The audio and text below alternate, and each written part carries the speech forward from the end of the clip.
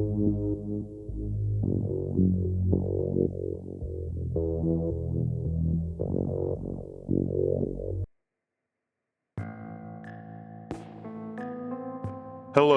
and welcome back to my small part of the universe. My name is Hailstone. Today, we will be looking at a place that's a little out of the way and hidden underneath the Australian desert. So please, sit back, relax, and let us begin.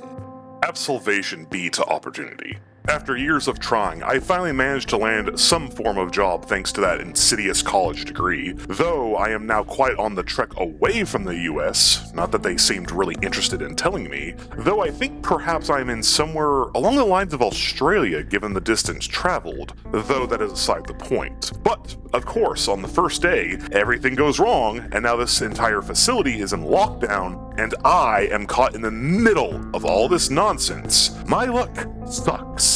There isn't even concrete security in this place. Everyone I have run across is either dead or hiding in a local bathroom stall, refusing to share their endless cans of peas. Though in some twisted fashion, I suppose I have fallen in with a rather intrepid group of researchers and the one security guard who is doing his job, but my god, they are the nerdiest group of people I have come across, though by far more competent than others I have seen. On another note, what the hell is this place? We're easily more than 100 feet underground, and there are strange life forms that are peering out of nowhere via purple flashes, evil starfish, and ghost orbs that sing in the dead of night. After locking myself in a closet for a few days trying to process all of this, I have come to learn that this is the Gate Cascade Research Facility, a sort of black site project dedicating to studying, containing, and inducing paranormal phenomenon. Apparently they like punching holes in the veritable walls of reality, which I assume is how things started here.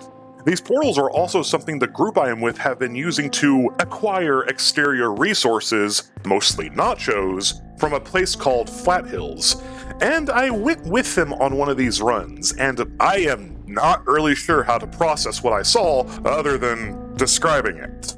According to documents I have come across, Gate refers to the tall white beings inhabiting Flat Hills as designation IS-0064, or being more aptly called composers for the strange harmonic tunes that they produce as they wander around. Standing roughly at an imposing 16 to 20 feet tall, composers are unsettling creatures. While humanoid in shape, they are almost all too different at the same time, with a uniform head and chest and long lanky arms and legs, and what I can only describe as two inward-facing crests jutting out from the tops of their shoulders. The body of the composers seemed to be covered in an exoskeleton comprised of thick, bony, or perhaps sponge-like plates over certain areas of its body, which otherwise would vastly inhibit the being's movement. The bony plates of the composer seem to rise a couple inches above the visible internal fleshy bits, either implying that these plates give great protection to the composer, which would be likely as gunfire, electricity, or even improvised explosives seem to do little other than stun or shock the creature for a time, or it might possibly imply that there's a more sizable, hollow interior within these bony plates than it would suggest. The lanky arms and legs of the composer are of little note aside from their segmented bony appearance that almost comically matches a bone akin to a femur that one would see in a cartoon. Though what does starkly stand out are the hands of the composer. Its fingers stick out from a singular bony plate comprised of 4 distinct digits that are lined with 2 to 3 gray to reddish finger bones, with a barbed end like that of a fishing hook. The barb alone is very disturbing to me, as it would imply wherever this being came from, or wherever it evolved or even mutated, it is used to catch prey in one clean swipe, and then devour them whole, perhaps as the composer knows it can't get away. Moving on to what I hope is a less disturbing part of the composer, the chest of the creature appears almost like that of a ornate chest piece of some knight of fantasy, with odd holes of undiscerned function spread across its front and back. 4 holes occupy the front of the chest, one centered on the lower half of it, and 2 that seem to open out of the sides of the artery-like flesh, and finally one that almost looks like the head and upper torso of a human. I would hazard to guess that these holes act as the main intake for the being, and that is indeed true for those who it manages to grab, as it just stuffs them into its chest through the large hole.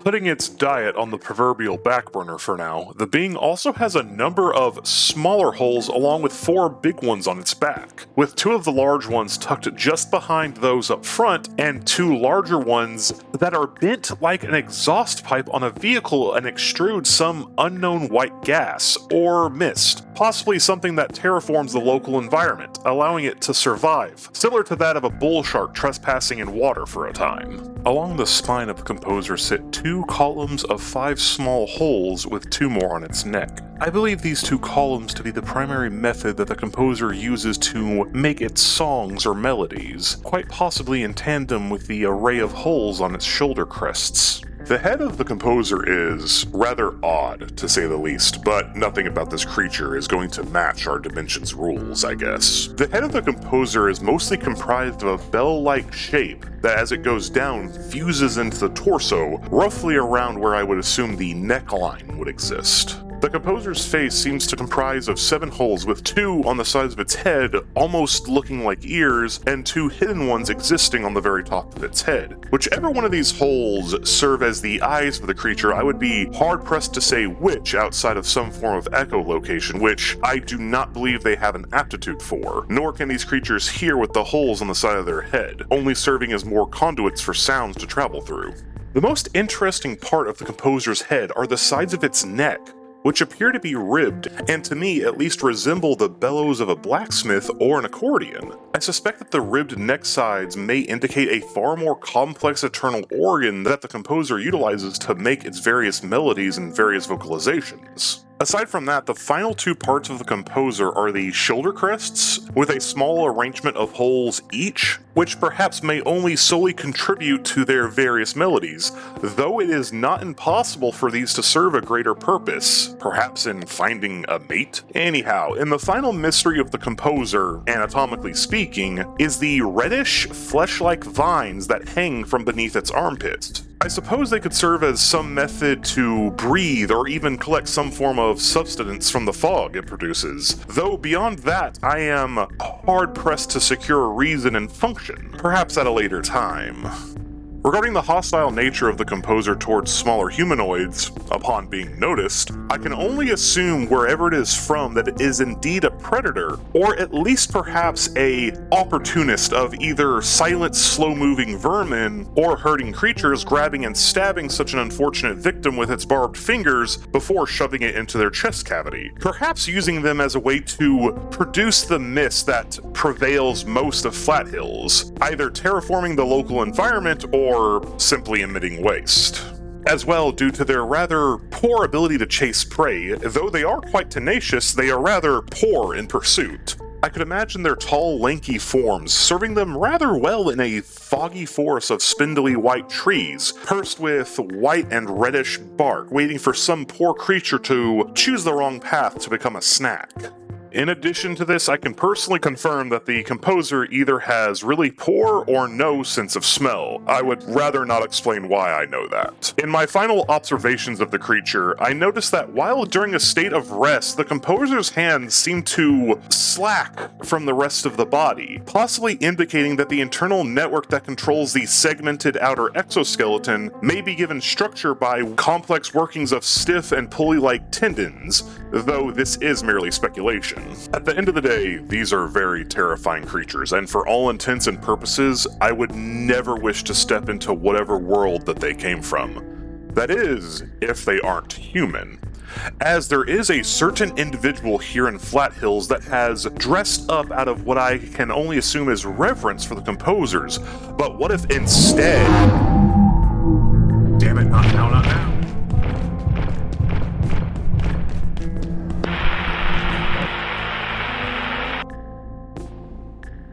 Addendum. A visit to the containment section of the Cascade Research Facility has revealed some important new details in relation to the composers. They somehow seem to have contained one of them on site here at the facility, though there is a stark difference to the ones at Flat Hills. I can't help but feel this one is miserable. As soon as we got here, it's been uttering a guttural groan without halt, and I believe I know why. We found a pair of shoulder crests that had been removed from a composer a little further into the labs, and for the most part they are hollow, which may indicate that the chest, head, and shoulder horns may be significantly hollow compared to the rest of the body, and a nearby recording by Dr. Mance theorizes that the horns may be their primary communication method, which, regardless of the possibility of a hive mind, it basically sounds like they just tore out its vocal cords. Thank you for watching another one of my videos. I've been having a lot of fun with Abiotic Factor as of recent, which was a recommendation from Aspen, and honestly, I can't thank him enough for it. It's truly been a fun experience, and hopefully we can expect more of these subjects in the future.